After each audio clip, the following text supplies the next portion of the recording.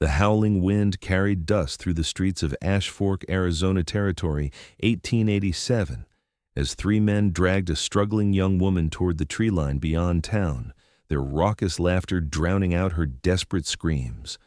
Her golden brown hair whipped wildly around her face as she fought against their iron grips, her blue calico dress torn at the sleeve from her earlier struggle. "Let me go!" Hannah Vaughn cried out, digging her heels into the dirt to slow their progress, but the outlaws only laughed harder, yanking her forward with brutal force. "Shut your mouth, woman," the tallest one growled, his whiskey-soured breath hitting her face. "You'll fetch a fine price where we're taking you." Hannah's heart hammered against her ribs. She was barely a week into her journey west to start a new teaching position when the stagecoach had been ambushed. The other passengers had scattered or been killed, and these animals had decided she was worth keeping. Just as they reached the edge of the sparse forest that bordered the small settlement, a commanding voice cut through the commotion. "That's far enough!" The outlaws froze, their heads snapping toward the source of the interruption. A tall figure stood 20 paces away, rifle raised steadily at eye level, the evening sun casting his features in shadow beneath a worn, wide-brimmed hat. "This ain't your business, cowboy!" The outlaw holding Hannah's left arm spat. "Ride on if you know what's good for you." The cowboy didn't move an inch. "The lady doesn't seem to be going willingly." "That makes it my business." His voice was calm, but carried an undercurrent of steel. "Let her go." Hannah felt a surge of hope, though it was tempered by fear for the lone man facing three armed outlaws.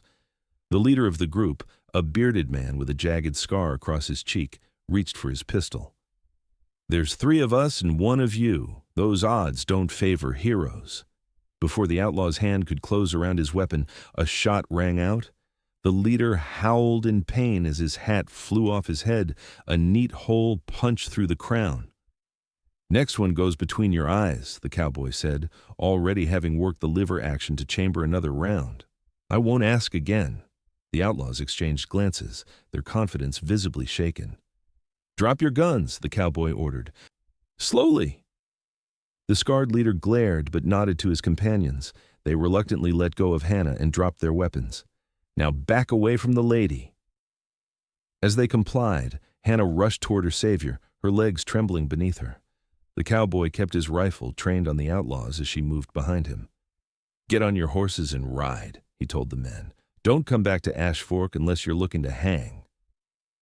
The outlaws backed away, retrieved their mounts from the edge of the trees, and galloped off, casting murderous glances over their shoulders. Only when they were out of sight did the cowboy lower his rifle. He turned to face Hannah, and she got her first good look at him.